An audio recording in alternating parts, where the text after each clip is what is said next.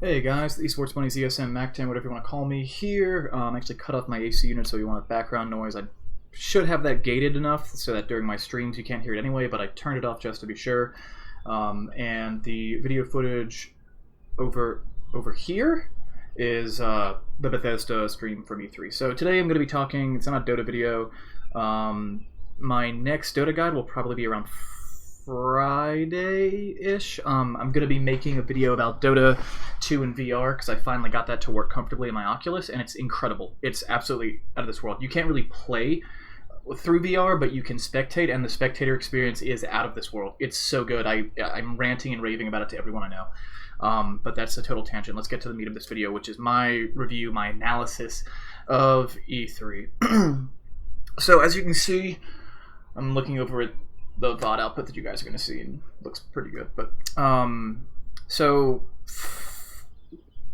Bethesda's the big one. I don't know how much. I don't know if I should talk about that first, but I'll start in chronological order, I guess. So EA kicked it off Saturday. Now EA is a company that, again, guys, sorry, I know I'm a Dota guy, but I play lots of other games too. So EA is a company that a lot of people have a lot of animosity to.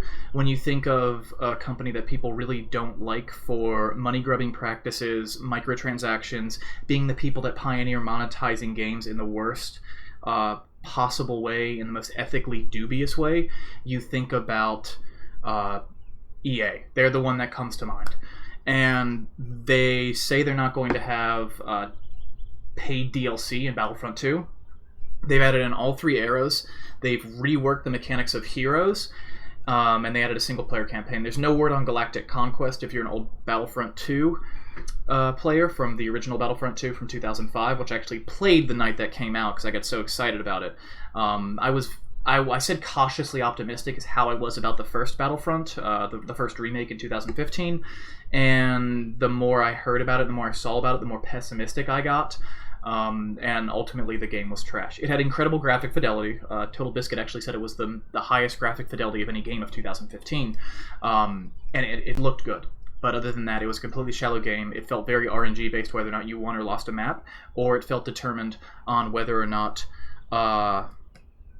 you were on the right side. So like certain maps favored certain sides like greatly versus another, and there were very limited game modes. You could only play in the modern era. There was no single player campaign, there's no Galactic Conquest, and everything was paid DLC. So if everything that they've said is true, it looks like they've completely reworked the business model for this new one. I wouldn't be upset if they charged $80. $100, I would be annoyed.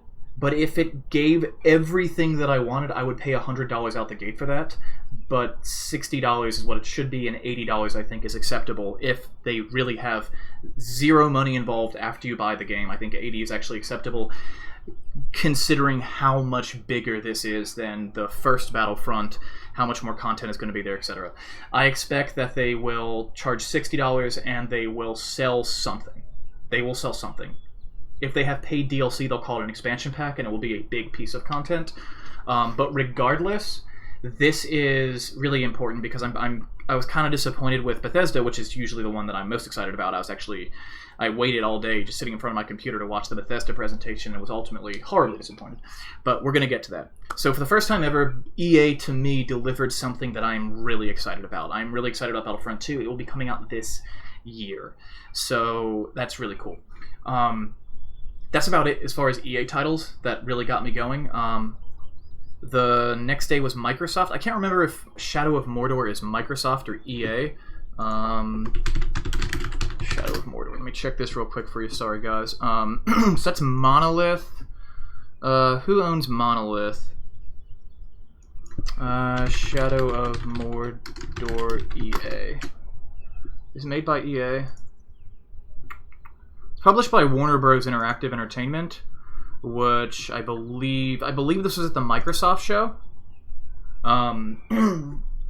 which was on Sunday as well, and that was really, really cool. Oh, and now you're seeing over here, you're seeing the absolute worst. In fact, I think I'm going to pause this so that I can rewind this and go back to this in a moment, just to like show like how aggressively terrible this is. So Shadow of Mordor, the sequel to that, I think it's Shadow of War is the name of it. Really excited about that. That looks excellent. Shadow of Mordor I wasn't really big into because I'm not into this. I don't like the combat style, so I wasn't big on Assassin's Creed, or I haven't been big on Assassin's Creed or the Arkham games because of the fact that I don't really like the way combat works. And I was the same way in Shadow of Mordor. But the game looks so good that I might buy it anyway because the way the narrative is told is so cool, and the Nemesis system. Like, Shadow of Mordor was a great game, even though I didn't enjoy it that much because I didn't like the combat. I liked the Dark Souls or the Skyrim sort of more open feeling combat. I did think that Shadow of Mordor was a good game, despite not enjoying it. In fact, the person that I was in a relationship with at the time hated Skyrim, but she loved Shadow of Mordor, and I am a big Skyrim guy, just general Bethesda RPG guy. So, Bethesda, I think that's the next one. I guess I'll touch real quick on the console. So, Microsoft has been, I didn't really realize this, but they've kind of stopped giving out numbers on how many systems they've sold. They've been getting slaughtered by the PS4 and the PS4 Pro. And Microsoft also, they do VR with PC, and they probably have the computer power with their new console to do VR on that, and they planned on doing the VR via Oculus or via their own internal Microsoft headset. We heard nothing about that. I was expecting to get some on that. But PS4 has a VR device. It's the lowest possible acceptable VR device, in my opinion. It's essentially an Oculus Rift DK2 with good motion, with shitty motion controls, but it works well enough that you can get a decent experience out of it. And the people that develop for it optimize so well that it's a playable, relatively enjoyable experience. So with PlayStation VR, PlayStation Pro being... The PlayStation is way more powerful than the Xbox One. The PlayStation 4 is way more powerful than the standard Xbox One, and the PS4 Pro is way, way more powerful than the Xbox One S, which is the standard Xbox One. So Microsoft, we got specs for it a long time ago. They called it Project Scorpio, and it's going to be called the Microsoft Xbox One X, which has... I think the equivalent of like an RX 580 or an RX 480 GPU in it. Like it's almost as good as my GTX 1070 if I remember correctly. Xbox One X specs. Let's see what the specs are. Hold on, real quick. Xbox One X GPU. It's AMD. It's an unreleased graphic, so we don't know what the graphics card's actually called, but it is slightly weaker than a GTX 980. So it's actually, according to techpowerup.com, I don't know how legit the source is because I never use it for my own stuff. It's got 12 gigs of DDR, I would assume that's GDDR5. Yeah, 12.2 gigs of GDDR5 memory, 384-bit bus, and yeah, so just overall it's considered about 3% faster than an RX 480 and about 7% slower than a 980. Not the 980 Ti, just the 980. So it's previous generation if you're talking PC. It's not as strong as my GTX 1070. According to this, it's 46% weaker, but I don't think that's entirely correct. That seems like my GTX 1070 should be not that much better than it. So it's going to be a strong console. It will run VR comfortably. And Microsoft is striking back with this thing. And Microsoft is striking back with this thing because they've been getting destroyed by the PS4 Pro and the PS4. So Microsoft has this, and then Microsoft, I believe Shadow of Mordor will be cross-platform, but this is Microsoft's big deal. They showcased a lot of things that run natively in 4K, and they're doing a lot of super sampling if you don't have a 4K display, which really sucks. I wish that they would take like a little bit more time with their products and go, if we can't run this at 4K because the person has a 1080p display, make that run at 60 FPS. Maybe 120, but that's probably, TVs generally don't have that, but make that run at least 60 FPS and run it at 1080 60 instead of 4K 30. I think they should prioritize that instead of super sampling, but regardless, 4K TVs are becoming cheaper and cheaper. It is the most powerful console ever made.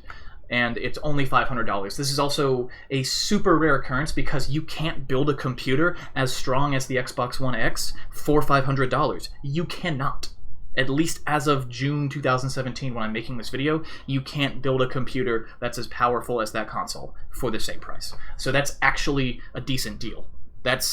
I can't believe the words are coming out of my mouth and praising. This E3 was the E3 of upsetters. The companies that I love let me down, and the companies that I either don't like or just straight up despise have really made me excited about their products. So I guess with that, I'm going to go ahead and start the Bethesda. So the Bethesda was at midnight US Eastern time on Sunday night. I was chomping a bit all day. Most conferences were between an hour and a half to 2 hours long, even if they only had an hour booking, and they just went over. They were just really long. They did lots of Q&A. Pete Hines came out, gave about 10 or 15 minutes of talk, and then showed a 40-minute video, and that was the entire Bethesda conference. And the video was well edited, and if the video announced something big, then it would have been cool, but if the video were announcing something big, then Todd Howard would have been there. So let's experience even more. I'm going to turn down the speakers here. I have no idea how loud this will be for you guys because I'm using my speaker output instead of my headphone output, which is what I normally do. New weapons, so this is Bethesda's one of their big announcements, and this is the return of paid mods. Using Creation Club is easy. Browse the selection in-game by category, paid and use mods credits again. to download right there. And new content all right, so automatically. I'll play it through and then I'll go back and is made by Bethesda Game show Studios a couple of and things outside that developers, really should piss you off a bit. And I know, again, this is not Dota content, but I feel like a lot of people that watch my stuff are Bethesda fans. Like Skyrim will run on a potato. Fully compatible with your save games, achievements. So the Creator Club, which is a nice way of saying paid mods made by high-end community modders. I have this shit right here. Okay, so this is like the one thing that is really upsetting. Okay, so Horse Armor. This is a throwback to the very first DLC of any Bethesda game, which was Oblivion's Horse Armor Pack, which got so much negative backlash. It was like Bethesda and Steam tried paid mods for Skyrim in 2012, and there was massive backlash, and they canceled it.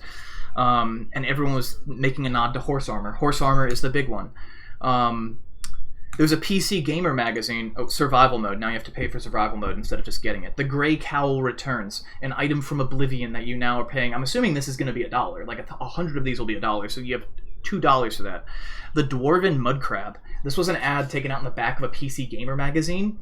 That was basically the comedy page of that issue of PC Gamer that said Bethesda's now selling the Dwarven Mud Crab DLC, and the armor that was drawn in that advertisement is this armor.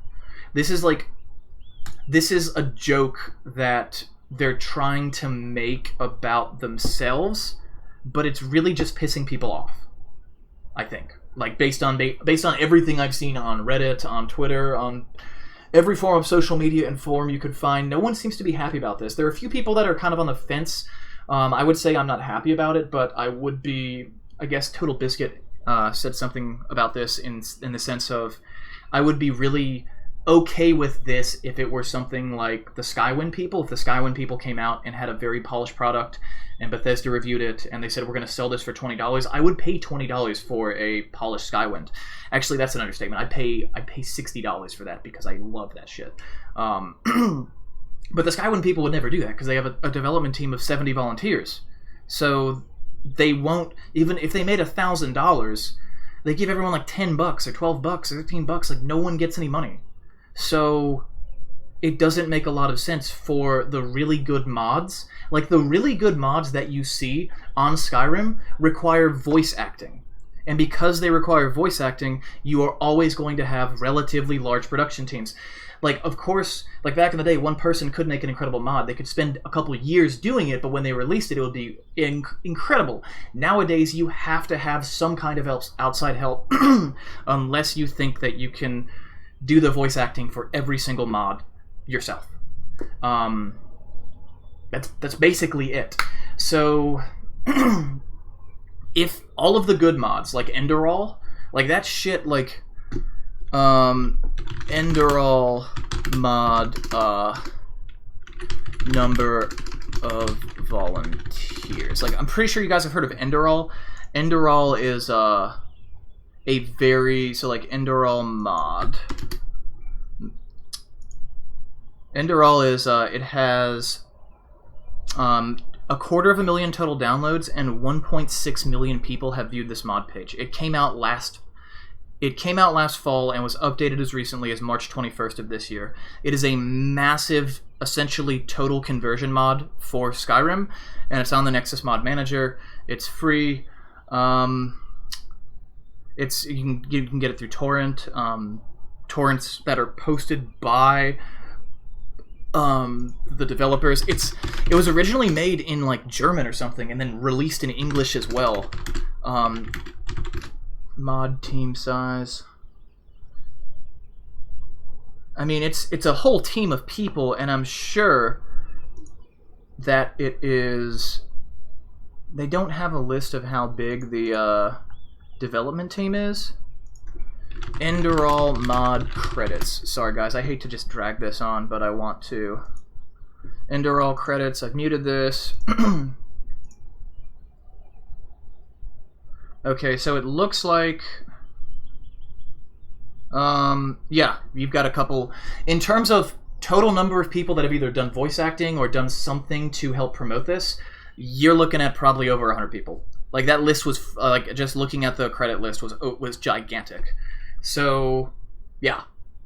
There are great mods out there that you'd be willing to pay money for. What I'm trying to say is, there are a lot of good mods out there that you think about and you're like, this would absolutely be worth spending money on. But those mods require the effort of several people, and those mods won't make enough money to pay off a large group of volunteers that got together to do this. Like, if the Enderall team decided to sell it, which they probably wouldn't, or the Skyrim team decided to sell it, which they probably wouldn't, those are like some of the only mods people would be willing to spend real money on, and it wouldn't make sense for them to do it because there's so many people involved that by the time they split up the money, no one would make anything, and it would be a bigger burden on the people playing their game than it would be on them. They all, like, teams like this take, like, Enderall might have taken donations. Skyrim doesn't even take donations. They only take labor. Oh, yeah. Skyrim's also going to be on the Switch. They're porting Skyrim to the Switch for some fucking reason. I'm actually not too upset about this, even though I don't own a Switch, just because I think the Switch is, I think Skyrim Portable's pretty cool. I don't think it warrants being... The problem I have with this is it's the front page of their E3, which is... that's an issue. Like, I don't want a game company to be spending like 40 minutes on the stage and they take 5 of them to resell me a game that I love, but a game that I bought 6 years ago and then bought again, a game that, like, between myself and my brother we own like 5 copies of. Like, there's no reason this should be front page news that you're porting a 6-year-old game. And I think you probably see a lot on Reddit. People are talking about, like, they just keep rebranding Skyrim. Like, they won't make a new Elder Scrolls game until people stop buying this shit. Only real good news that came out of Bethesda is, as you guys know, I'm a big VR fan. Got my touch controllers right here. They're going to be doing Fallout 4 and Doom will be released for VR this fall. I will buy both of them. I will stream the shit out of both of them. I will play them. They're not being released for the Oculus, but they're being released on Steam VR. So unless they specifically code so that I can't play it on the Oculus, I should be able to. And you might be thinking, why on earth would they do that? That's so anti-consumer. Bethesda doesn't go out of their way to be dicks. Well, they might, because they're in a massive lawsuit with Facebook because John Carmack allegedly stole a huge chunk of the Doom 3 code when he left to work for Facebook and design VR stuff. So those two companies hate each other right now, which is horrible because this is like these are the these are the biggest titles that will be released for VR. Fallout 4 and Doom are bigger titles than anything that currently exists in VR, and the tech demos they have of them are very, very impressive. They have all this Quake stuff.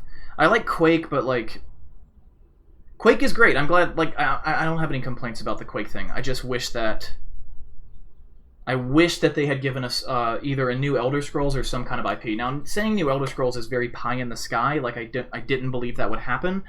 But I thought they were going to do a new IP or just some... Like, I'm not big into horror games, so that was kind of disappointing for me. This is exciting, though. I don't know if you guys saw this. This is a trailer for the new Wolfenstein game, which takes place in America. So this game I'm pretty excited for.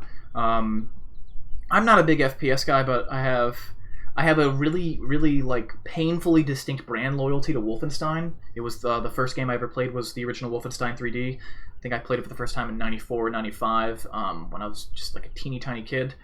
This keeps lagging up. Great shot of this thing. And then, which the game came out in 93. So, I feel like there are a couple other things before I leave the Bethesda. Okay, so all those games are coming out in VR. And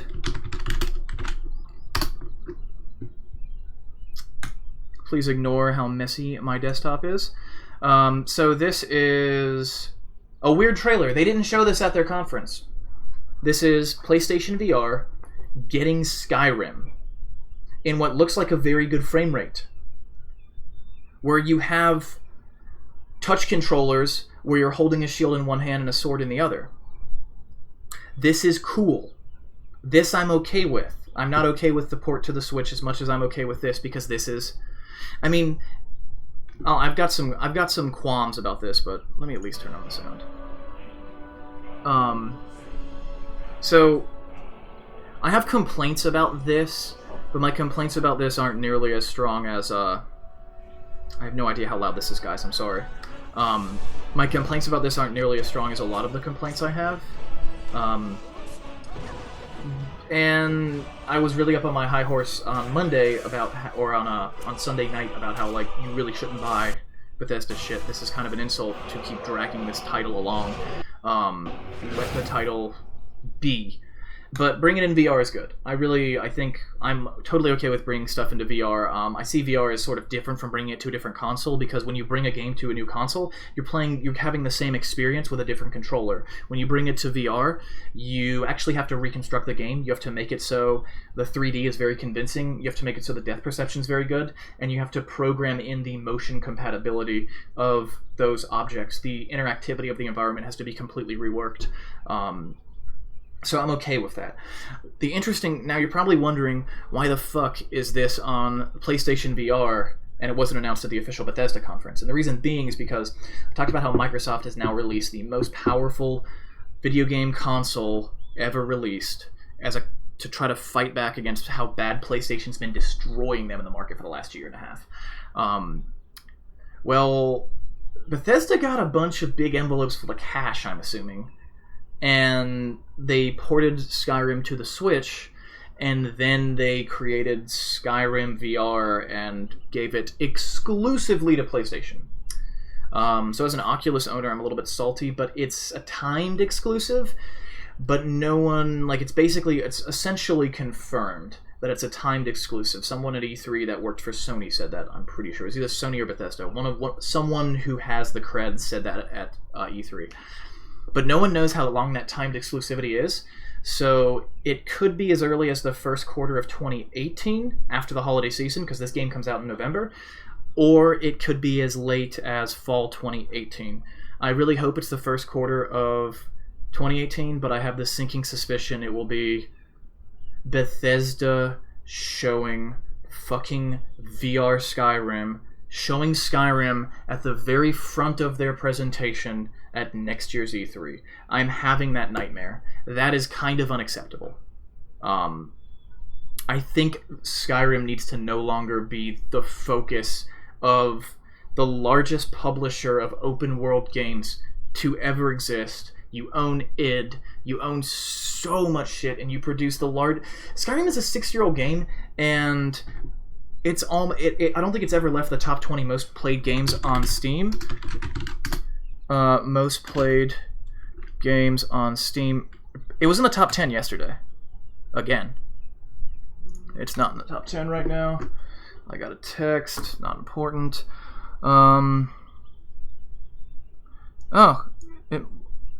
It is not in the top 1, 2, 3, 4, 5, 6, 7, 8.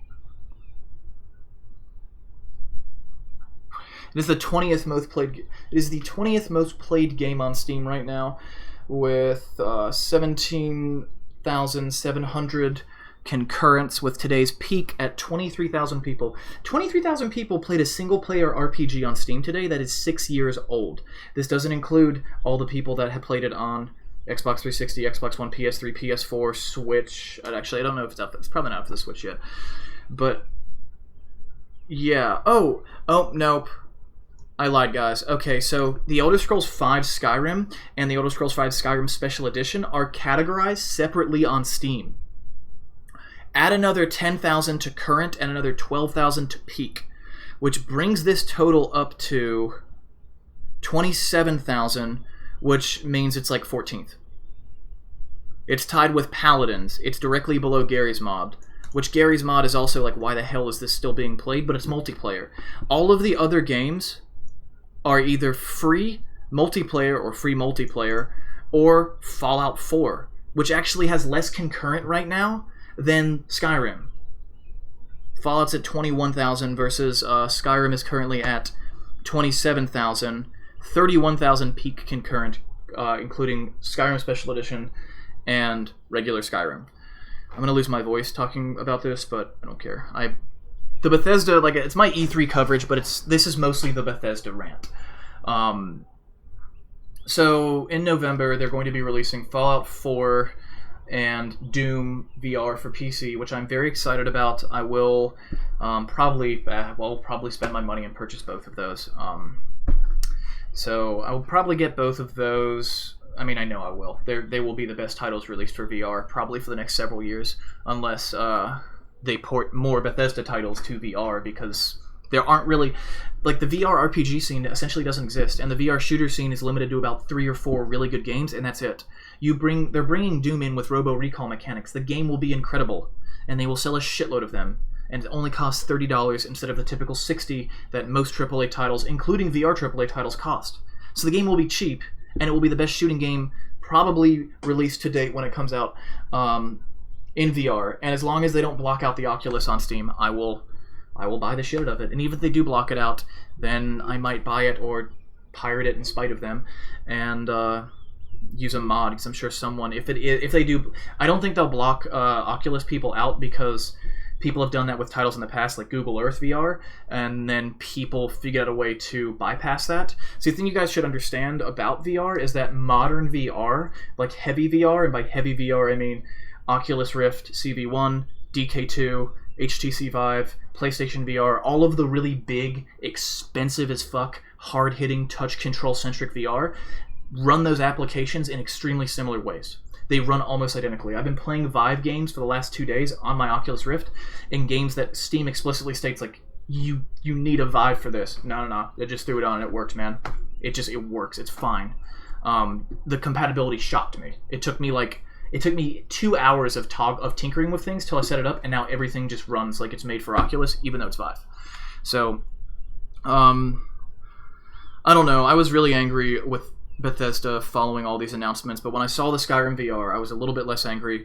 I probably would have transitioned into All Is Forgiven if they had released this this fall, because I think Skyrim is a better game for VR than Fallout, because Fallout's going to be pretty intense.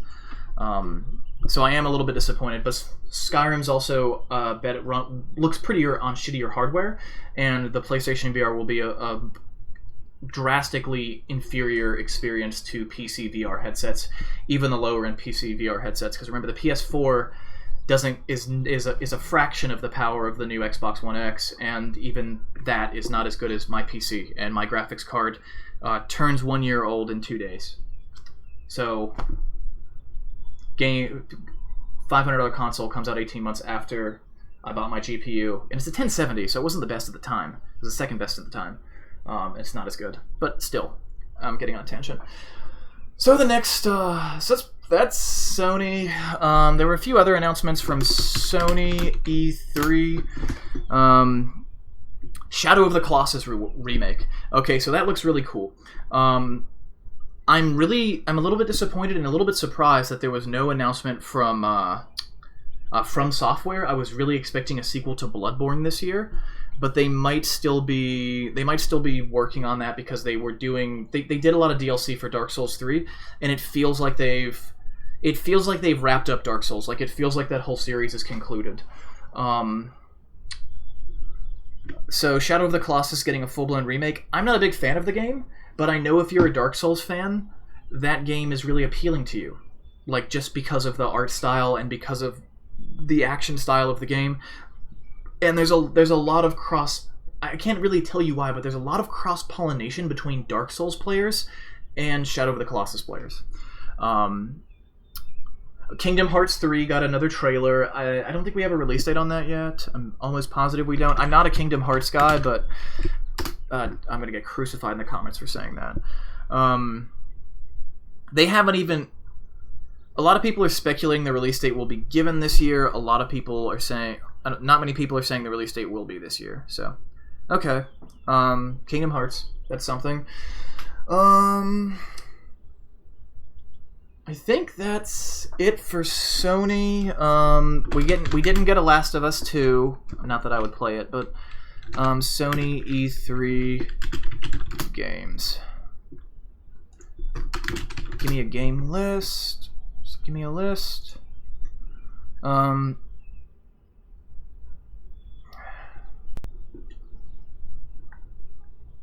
Uncharted: The Lost Legacy. Spider-Man will be cool. Okay, so moving on from Sony. Actually, I guess, where does Far Cry fall into? Ubisoft, that's right. Okay, so Ubisoft, again, like, Ubisoft is a company that I love to, like, hate, but they had a pretty good showing this year. For some reason, okay, so if you haven't watched E3, I did not make this up. I swear I did not make this up. But Ubisoft is making a game with Nintendo where they're taking the little, like, Rayman Rabbids. They're taking the Rayman Rabbids. Okay, so, like, the little, like, angry looking rabbit things, and they're making a strategy game that puts Mario, like Nintendo Mario 64, against the Rabbids in an XCOM clone. It looks really good, honestly, but it's the dumbest fucking idea ever. But the game looks like it's done well, so we'll see. I have no idea who thought that was a good idea or why, but I guess it can kind of bring XCOM or the gameplay mechanics of XCOM to an audience that isn't as adult, because XCOM's a very dark game. So there's that. Ubisoft E3. Let me see if there's any others I'm forgetting to touch on. Because, I mean, I watched all of this, but I don't remember everything. Far Cry 5 looks really, really, really, really, really good. Even if it looked bad, I would say it looked really good because I'm a sucker for Far Cry. I enjoy those games a lot. I don't spend as much time replaying them as I do games like Skyrim or like Bethesda RPGs in general, but I really enjoy the Far Cry series. They're good. They're fun. There wasn't a big jump between Far Cry 3 and 4, and there was, like, Far Cry Primal was just fucking weird. I never played it. I watched a lot of trailers and watched my brother play it on console, and I was like, nah. But I'm excited about the new Far Cry. I'm kind of, like, a little bit peeved that they are, like, hyping it up this much and putting a release date this far away. But it's whatever. It's fine. I will play it when it comes out. Hopefully there's no climbing towers in Far Cry 5 too, so they've changed the mechanic by which you reveal the map.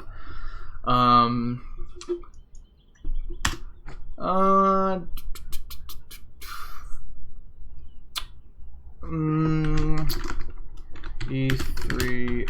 A new Metroid game. Nintendo announced a new Metroid game. Again, I'm not huge into that. I haven't played a Metroid game since Metroid Prime on the GameCube, but that's a pretty big announcement. E3. I feel like I'm missing a big Nintendo bullet. Oh, there's a Castlevania? Oh, no, there's not. Sorry. I think that might be it, yo. Oh, they're making a new Mario. And they're making a Xenoblade Chronicles 2, which I thought... I'm pretty sure that was in Xenoblade Chronicles 2. I haven't played it, but I really want to. Like, I own a Wii and like really want to play that game. It's coming to the Switch. Xenoblade Chronicles was on Wii, but I thought Xenoblade had a sequel that came out.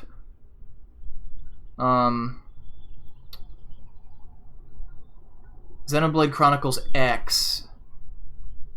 Okay, so there's Xenoblade Chronicles X, which came out. Xenoblade Chronicles was Wii, Chronicles X was Wii U, and Xenoblade Chronicles 2 will be Switch. So there's a new Xenoblade game. Fire Emblem Warriors, that's exciting. Metroid Prime, I think, is the biggest one because it's been like a decade since we've had a Metroid Prime game. Kirby, Yoshi, Pokemon, probably going to be awesome. They announced a whole bunch of DLC for Breath of the Wild, but I think like the big announcement, like the Switch is going to be a great, like the Switch is turning into an incredible console.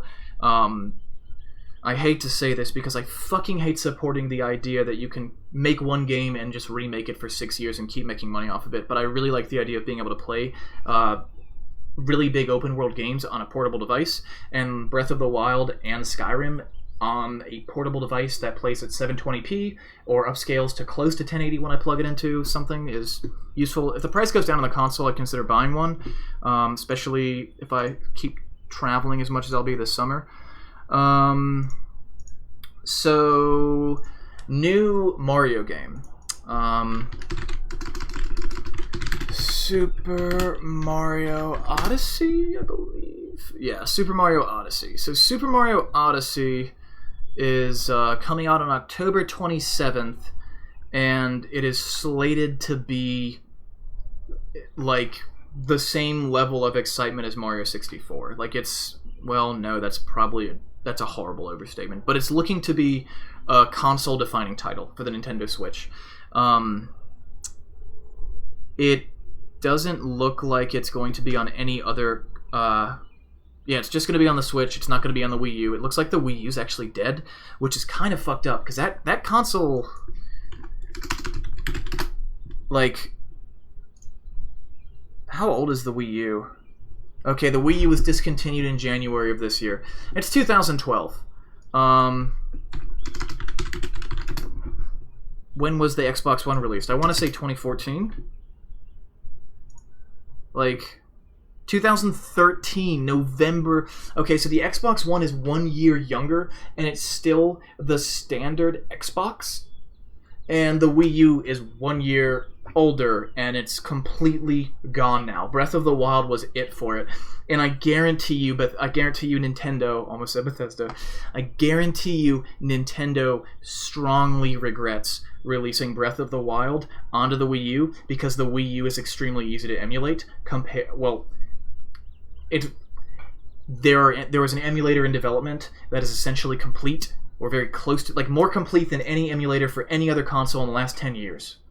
And they released their greatest title. They're probably the best title they will release. Definitely the best RPG they'll release within half a decade of that game. And everyone's playing it on PC because that emulator works really well. And if they didn't release it for Wii U, then that would be it.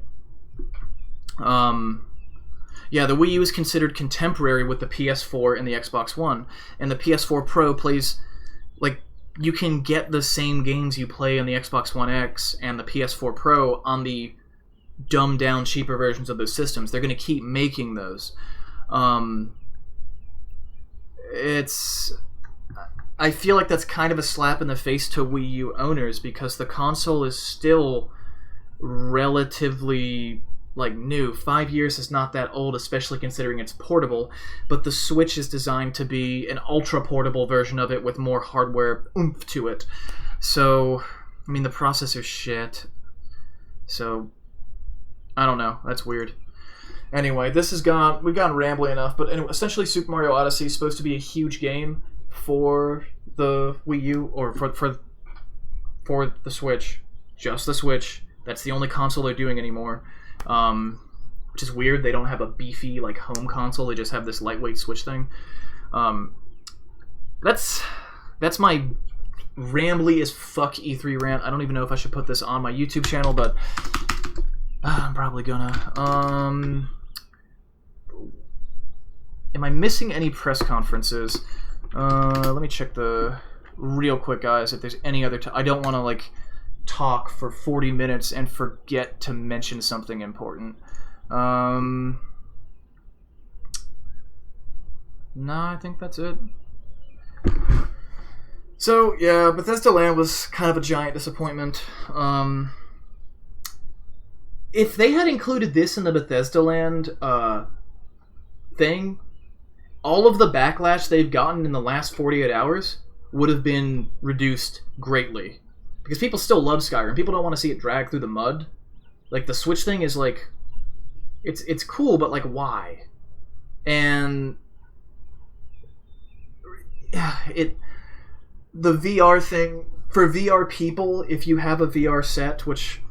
Enough people do that they've redone 3 flagship titles to do VR stuff.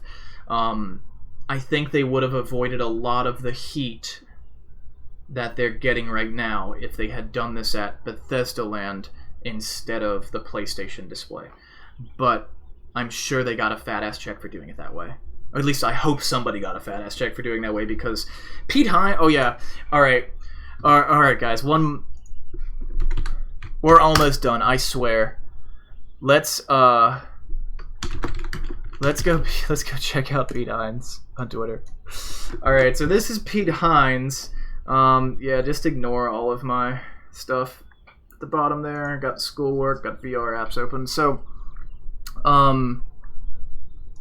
that'll be out next month. Oh yeah, there's updates to the card game, the Elder Scrolls card game. Like, if I were gonna get into a card game, I'd probably get into Hearthstone because that's what everyone else plays. It's kind of fucked up. Like, that's the worst logic ever, but hey. Alright. June 12th. Let me go all the way down. Okay, so... Yeah, they save a lot of acid jokes in Wolfenstein. Nobody excited for Wolfenstein. Not my Bethesda. They aren't mods, so it isn't affected. Maybe listen to idiots on message boards. Still waiting for... Wait, there's more. No Starfield, no Fallout 5, no Elder Scrolls. Maybe listen to idiots on message boards a little bit less often. It wasn't space-themed, it was amusement park-themed. No, that's bullshit. Like, that's 100% bullshit. Okay, so... let's go to... Bethesda E3 2017. Let's... Tell me this isn't... Let me first make it absolute. Sorry, let me mute that. Okay, so... Yeah, there was an amusement park theme, but... You're in the stars.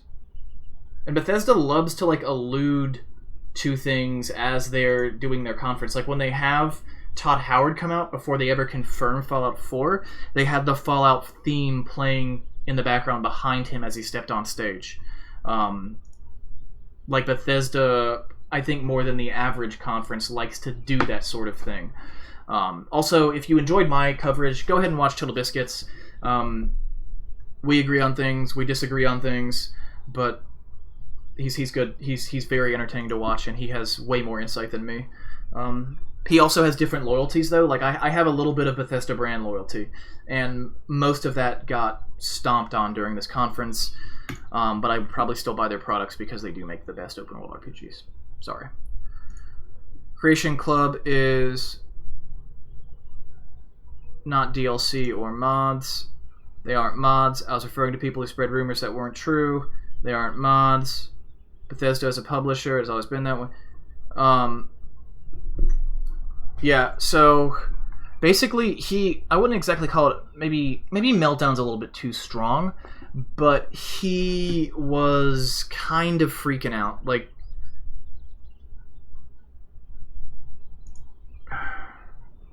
he says that these packages are going to be internally developed. Again, the problem I have is if you try to sell me horse armor, I fucking hate that. If you make a new Skyrim expansion like Dawnguard or Dragonborn and you make a third one of those and try to sell it to me, even 6 years later, yeah, fuck yeah, I'll buy that. That's a good deal. Like, that's content. That's real. That's a story. That's a new world. That's new characters. There's new weapons. That's a package. That's a $20, maybe $30 if it's big enough, package that I'm happy to spend. When you try to sell me a mudcrab NPC, a single NPC in my game that's a merchant that's dressed in dwarven armor for $5, no, I can go and do the creation editor and write that myself in like 20 minutes.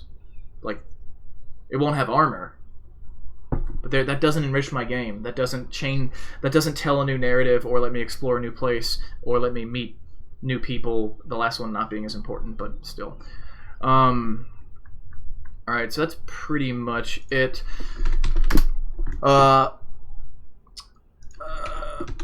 Creation Club. Just to give you guys a snippet of how horribly this was received. Yeah, we're at 2,400 likes and 39,000 dislikes. Paid mods are back. It's the first video. Yeah, everyone's pissed. How's it going, EA? We did some stupid shit, but I think we're over that. Can you imagine other studios doing something more anti-consumer? Bethesda, say no more. Just fuck up my shit, fam. Alright, this video's gone on for way too long, so I hope you guys enjoyed this rant. Let me know about the games I forgot in the video comments. I don't know. This is kind of an exhausting E3 to watch. It's kind of an emotionally exhausting E3. I'm just happy that Bethesda's giving us the trifecta. Let me end on a good note. Let me end on a good note. So, things that I am excited for, and you should be excited for. If you have a VR headset, you should be excited for Doom, Fallout, and then sometime next year, Skyrim VR with touch compatibility, block things with shield, swing your sword, crush a Deathclaw with a hammer, rip a demon's... You can actually grab a demon's head and just like rip it in half, so that's pretty cool. And then, if you don't have VR, things you should be excited about. A Shadow of War, the Shadow of Mordor sequel. It's going to be very, very good. And that's coming this fall. That's coming very soon. So is... I know what I forgot. XCOM. I fucking love XCOM. So XCOM got an expansion called Enemy Within, which was the not standalone, but the big expansion for the original XCOM, Enemy Unknown. And this expansion, it didn't add additional content after the end of the game, but it added in a shitload of new content in the bulk of the game. It's a really weird DLC pack because you want to start the whole game over and play through with this DLC, and in some ways it makes the game harder, and in some ways it makes the game easier depending on your playstyle. Once you figured it out, it made the game a lot easier because you knew how to use these new tools to fight the new enemies. That is finally coming to XCOM 2 after like 2 years, I think? At least, I think it's like 2 years. So that's finally coming to XCOM 2. I will stream the shit out of that, and that's coming like end of August, so that's not that far away. That's cool. That's exciting. And then what else? Shadow of Mordor, XCOM 2, Mountain Blade Bannerlord. So no news on that except more tech demos.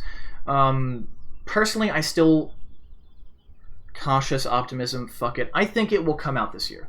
I really hope it comes out this year. Sooner the better. I love Mountain Blade. Hopefully we get a new game in that franchise this year. It should be soon. So, 3 VR titles that will really kind of redefine what VR can do and what VR is. Skyrim on Switch. No one really cares. But you get that. Hopefully the Creation Club will go away, or if the Creation Club sticks around, then those games, it will be done in a tasteful and not scamming your ass off way, in a way where I feel like I'm paying for real content. Hopefully Bannerlord. Definitely get Shadow of War by the end of the year. Actually, it's like it has a date already. It's November. So Shadow of War is coming in November, and XCOM end of August, and Battlefront. Actually, what is the release date? Battlefront 2 release date. What is the date on this? November 17th, and Shadow of War release date is October 10th. All right, so around October, I'll probably get this guy and see if it can hold me over until Battlefront 2 comes out. Actually, I think we might actually have a release date for... Yeah, sorry. You guys shouldn't be hearing sounds. So Fallout 4 VR is $60 with no set date. Also, fun fact, this is now the highest selling VR game on Steam VR. This is essentially the highest selling VR game of all time. Let's sort by top sellers. Yeah, this is the highest selling VR game to ever be made. And it's not going to be out until November. So that's 5 fucking months. And it's already the highest selling VR game. Doom, it is 1, 2, 3, 4, 5, 6, 7th highest selling. And by the time it's released, I would bet serious money it's going to be right here. I don't know why this isn't higher, because Doom's half the price. And they're not just porting it, they're actually making a shitload of new content. They're redesigning the game to embrace robo-recall mechanics to make the game good in VR. I feel like they might be... I feel like they're not even entirely done with these. They're just forcing themselves to ship this shit in the 4th quarter. So, like, I would speculate this would also be November, but, it said November, or did it just say Q4?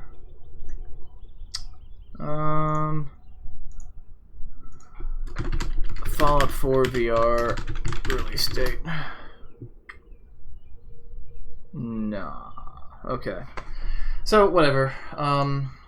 I've rambled on for long enough. I think I covered most of the highlights. I know this was really Bethesda focused. I tried to touch on most things. I'm not really a Nintendo guy because I don't want to. I don't want to pay the entry fee of buying a console for it. So that's where I'm at. If I had to buy a PlayStation VR to play Skyrim, I wouldn't be waiting in line to buy it. But sometime in the next 10 years, I probably would go out, get one, and do it for fun, because I think it would be worthwhile. That being said, I think that's I think that'd be a huge insult if it didn't get ported to PC, and again, it's confirmed time, so it is coming to PC in the form that it's there. Because my Oculus Rift it's not as good as the Vive in terms of picture quality, but it's very close, and the PSVR is not close. It is the bottom tier of what's acceptable, and these are tiers higher, and you're also limited by PlayStation 4 Pro hardware, and I have a PC, so I'm not limited. I can put a new GPU in there. So, thank you guys so much for watching. I'm not going to put an intro and an outro. Fuck it, we'll do it live. I'm just going to upload it like this. Yeah, so let me know what you think about E3 in the comments. It's been we got some stuff to look forward to, even if it was a relatively disappointing E3. So, thanks guys.